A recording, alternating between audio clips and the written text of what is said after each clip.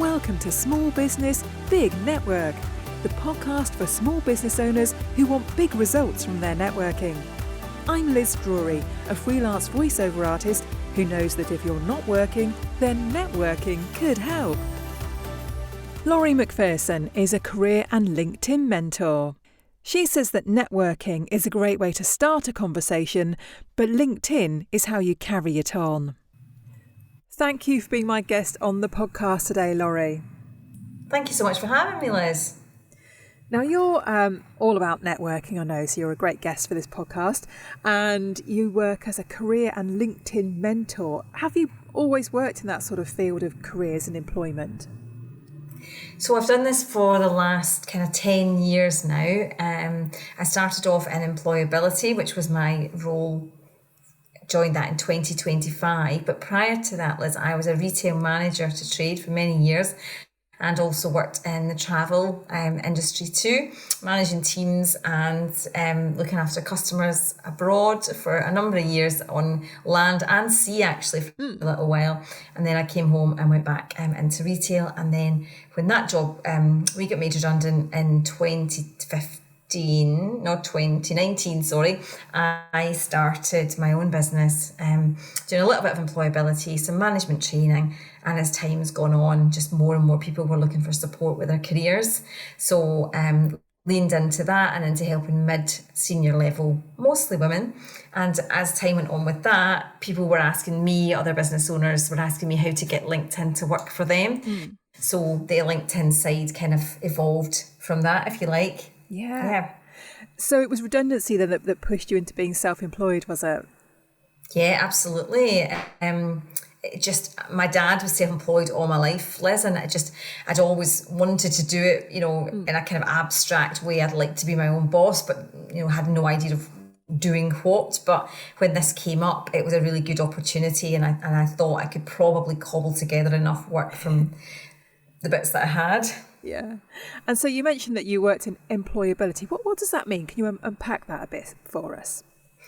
Yeah, so employability is basically helping people back to work, usually through government or council or funded programs where people could come along, have probably been out of work for some time and need a little bit of help and support to get back in. Our clients were referred to us by DWP, by the Job Centre, and they were on a programme. We could have them for up to 2 years, and they'd been identified as needing a bit of additional support. Often it was physical barriers, sometimes it was mental barriers, and sometimes it was the things that they thought were a barrier, Liz, were not the barrier. There were other things going on. So it was very much a case of digging into what was really happening, what skills they already had, experience they already had, what things we could help them with. We had a pool of employers who often hired from our clients, and really getting them doing a lot of work to build their confidence and motivation. Sometimes these were from people who were in generations who were all unemployed, and getting them back out there and into the world of work, understanding how that would impact them financially and mentally and all the things. And it was a really challenging but rewarding job, which I did for 3.5 years in the end. Yeah. So did you find it easy to make the switch from being employed to being your own boss? Oh goodness, no. I've always done the work that I enjoyed. The change has been in kind of how I manage my own diary and time, and also through networking. I expected business owners all to be very business-like, but I can honestly say that my business owner friends are among my closest friends now. They really get it and understand what it's like, and I've made a whole other group of amazing friends through networking. Yeah. Now you mentioned that you women are sort of probably the biggest group of people that you support. What kind of women? What sort of backgrounds are they from?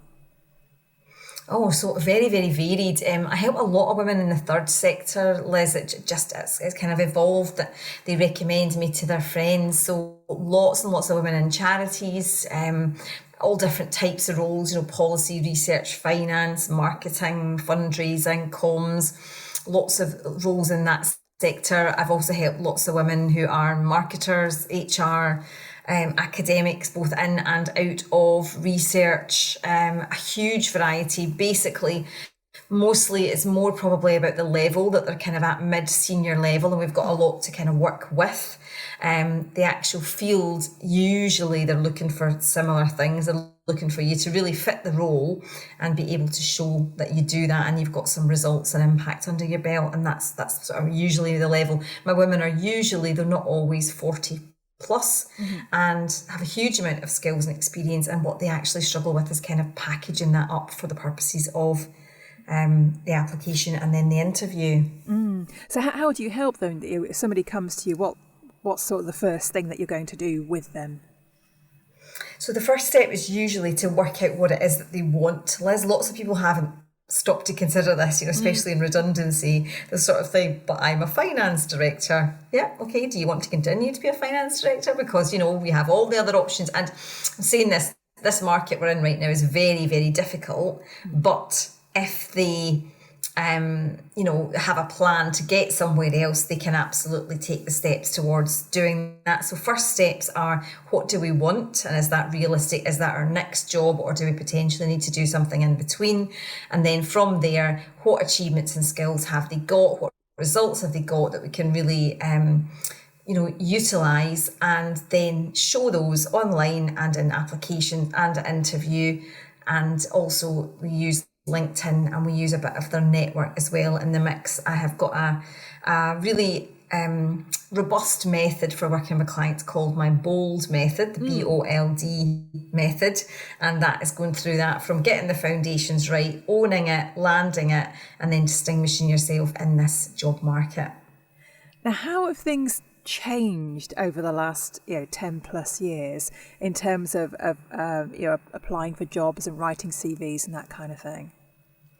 It's become much harder, unfortunately, because there's so much movement in the job market at the minute, Liz. So 10 years ago, if you were a marketer, you could go and market anything because it's marketing, it's the same skill. Now, if you've always marketed in the music industry, for talking sake, you're probably going to struggle to get a job in beauty, because although it's the same stuff, you're up against someone who's already done that thing and has the results to prove it. So it's harder for people to just move about. It tends to mean, lots of folks say, I'm not wedded to my sector. But the reality is, if you want to move quickly, for financial reasons, it's often easier to get something very similar to what you've just done, and then to look at training and moving from there. So it's good to have a niche then, really, that you enjoy, and then you pursue that line of work. Yeah, absolutely. And it also makes LinkedIn much easier, because you can identify which sector or what type of clients you like to work with, and you've got results with before, and then people will, automatically you start to become the person who gets spoken about in that space as someone who can do the work in that area. It's not to say you can't do anything else or you're not capable of it. It's what is the most likely thing that people are going to identify when they think about you and the work you've done. Yeah. And how has CV writing changed? I guess with the advent of AI, is that being used a lot for people to help write their CVs? It is, and it's pretty dreadful. That was my next question. Is it any good? No, that's not true, and that's not fair. What I would say is, most folk who are using AI to write their CV don't use it on a regular basis, so they don't know the prompts and the things to give it and the ways to talk around it. They think, I'll open up, ChatGPT, other options are available, and get it to write me a CV. But the thing that gets you the job nowadays, Liz, is telling them the results, that you've already done this for, you've this campaign that you worked on generated X amount of money, or you saved this amount of money, and those are the results, are the bits that most people don't have to give me. So ChatGPT can't give those to you. It doesn't know that it was 90% or 10% or 10,000. It doesn't have that. So what it tends to do is give you lots of flowery language. Yeah. What it doesn't do is give you results, and results, achievements and impact are what's making people hire right now, because we're in a market where employers have so much to pick from. They're going to go for the safest option. So they basically want to see, you've done it before, you can do it again. ChatGPT can't do that for you. What it can do is write nice words, but they're going to look like everybody else's nice words as well, unless you're good at prompting it. And I'm not knocking it. I use AI a lot, but I edit it heavily and I use it enough that it knows what I want to say. And I tend to use it for things like outlines and for naming things. I find it brilliant for like naming a program. I'm terrible at that. But it's not great for writing vast chunks of text in a way that sound like a human yet. Yeah. And talking of results, what kind of results do you get? What sort of success do your clients have? Yeah, this is always a tricky one, because sometimes, like this morning, someone's messaged me today and said, I got a job after we worked together, and then she's moving on again. So what I would say is, I like to say that I don't create dependency, and clients leave me knowing what to do for the rest of their career going forward. They often still come in for a wee top up, as I call it. You know, maybe they've got another interview and they think, I'll get a little bit of Laurie help on this one, but they don't need me, to come up with the goods, because they know how to do it. So a really high success rate, I'd say probably about 95% of people get the jobs that we go for. I'm very, very clear on not going for anything that you don't really clearly fit and can evidence. It's something I regularly turn down lots of work, because I'll just say, I don't think that's your job. That one feels a bit stretchy. I think we could go for that, but honestly, I think they'll hire someone with X, Y, Z. So I'm very, very honest with clients, which means that usually when we go, they're usually kind of there or thereabouts. So we get the interview, and sometimes we do lose out to internals, or we lose out to whatever. We can only go as best prepared as we can, Liz. But my job is to make sure everyone is as best prepared as they can and feels as comfortable as they possibly can. Yeah. So what form does your support take when someone comes to you? How long do you work with them for? What do you help them to do? Yeah, so it can really depend. It's totally on the person, Liz. Sometimes I've just had a session just there, which was a quick interview prep. I've got an interview this week. Can you go through my answers? Absolutely, we can do that. I also do one-off sessions if someone does need their CV either reviewing or tailoring for roles. And again, once you know how to do it for one, you know how to do it for the other. I normally find that my clients who do a longer package have got it after a couple of goes, and usually they'll send me them back and I'll fix a few things the first time. Then they start to say, right, I think I've got it. I'm off to the races now. I can do it on my own. So lots of one-offs, but also lots of people buy sort of 2 or 3 sessions. I do a package with 3, which is normally enough to get, right, what do we want? Let's do a CV. Oh, this one's an application form. Right, let's have an interview prep session. Off we go. And I also offer a longer term package, usually over sort of 3-ish months. And again, I'm really flexible in that, depending on the sort of sector and what else is going on, where we would have 6 sessions, and I would also speak to them in between sessions to make sure that they are doing the extra bits in the middle, because just applying reactively online isn't enough. So there's a bit about networking, there's a bit about using the network you've already got, there's a bit about LinkedIn, and there's a bit like how you're approaching recruiters. So there's lots to it. Often those ones are for folk who either companies buy them because they're having to restructure maybe, Liz, and change things around, and they want to support their staff with plenty of time, or individuals buy them because they know that they need, they're changing or exiting a job after a while, and they know things have changed massively, and they kind of don't really know what to do. So they know it's going to take us a little bit longer to work it out. Now, you've mentioned LinkedIn a couple of times already. So why are you so keen on LinkedIn? What's so great about LinkedIn?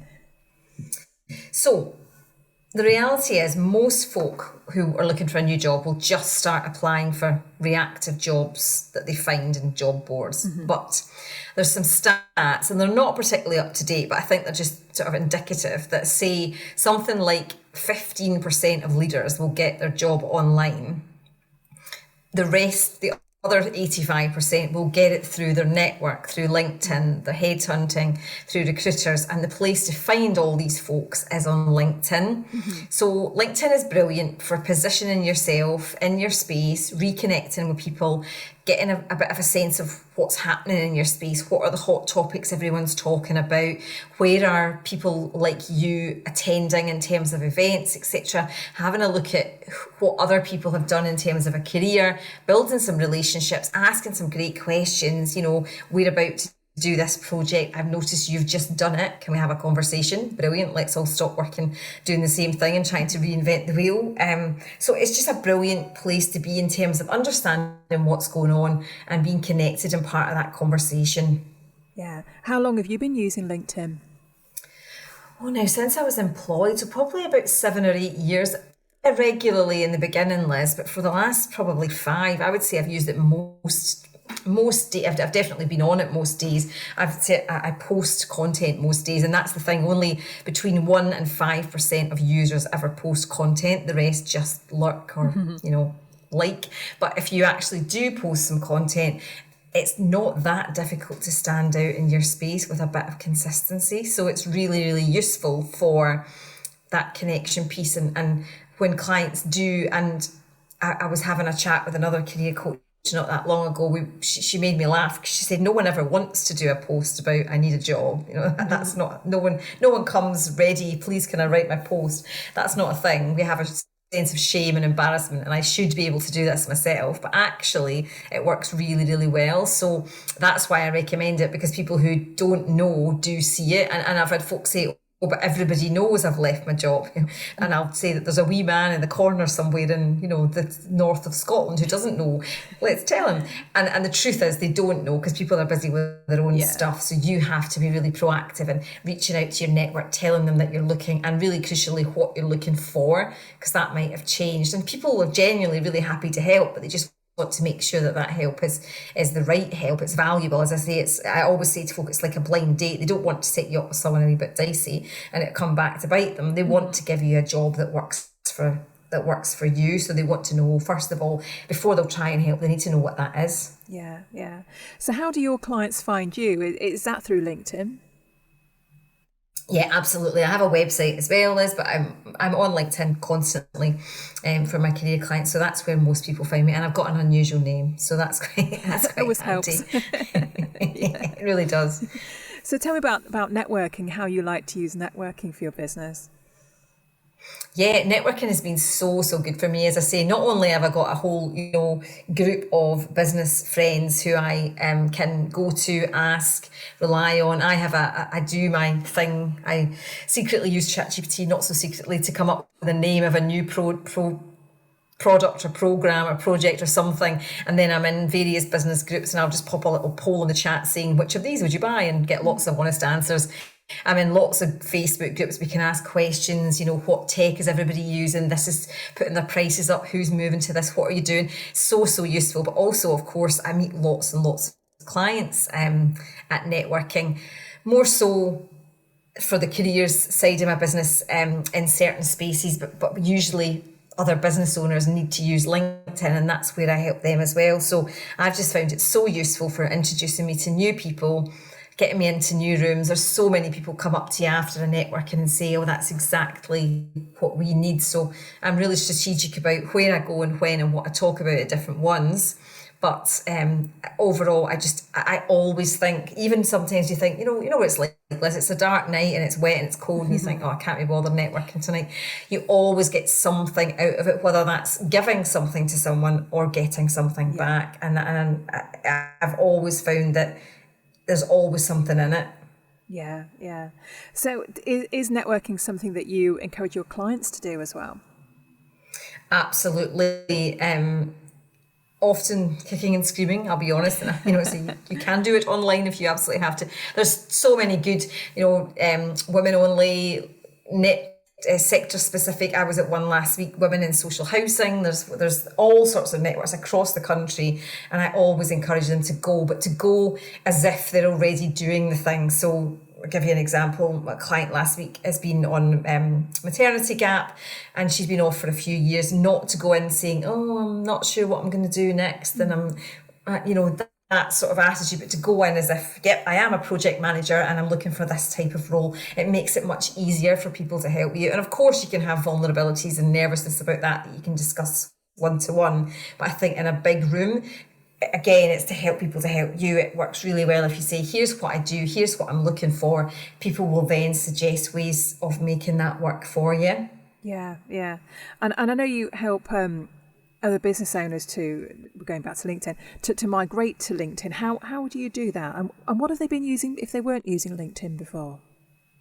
So lots of them don't use anything or use Facebook, or lots of them use Instagram, and they have this, we all like Instagram, Liz. It's nice and friendly, it's chatty, you get lots of little love hearts. That's great for our psychology, it's our dopamine hits. But where the business is happening, we all know it's LinkedIn, but lots of business owners have a bit of the ick, or they get a bit worried that previous colleagues will see them, or how can I make this work? I'm not quite sure what's allowed, because it used to be really corporate, but now I go on there and I see people being quite personal. So what I don't know what I'm allowed to do, I'll just ignore. So I really help people who are in either of those situations, who've not really nailed social media, maybe generally, or they've managed to get by so far with they've managed to get through word of mouth, but they know that in order to either go to a different level or get a different audience, or maybe word of mouth just isn't coming in anymore for them, I get them started on what to post, how to set up the profile, what's allowed, and how to position themselves on there as that authority. And then also joining in conversations and finding new people works beautifully as well. Yeah. And how do you feel that LinkedIn complements your real life in-person networking? Oh, it's just brilliant, because you can come home from a networking and send someone a message saying, it was lovely to meet you today. LinkedIn is just carrying on that conversation. Networking's quick, it's only ever a couple of hours. You're whizzing around a room, there's maybe how many people in it. You can't talk to everybody in depth. LinkedIn is the place where you can then organise to have proper targeted follow-ups with people who you want to follow up with. Networking is big and broad in general, and there often are people who do something you've already got covered. Let's be honest, there's how many millions of people do we trip over who are doing the same thing, but actually when it's the right time and it's the right person, you want to have a connection where you can talk much more about how you can help them, and potentially how you can. I love that piece of introducing them to other people, because I have got a big network. Who could I introduce you to? What sort of people would be helpful? And then I'll sit on LinkedIn and do those introductions for them too. So I think networking starts the conversation, but LinkedIn can absolutely carry it on, as well as, of course, you can use LinkedIn for people you don't already know. Use the search bar, look for your sort of people. And I know this gives people the absolute ick, because it's like I'm contacting people cold, but yes, you are. But as long as you do it in the right way, you're not sending them spammy messages. It's all coming from a place of just wanting to expand your network and see who does, similar things, or who can help you, who can you help. I think it's all good. Yeah, I think so too. So my last question then, Laurie, is if people are interested in working with you or just connecting with you, what is the best place for them to find you?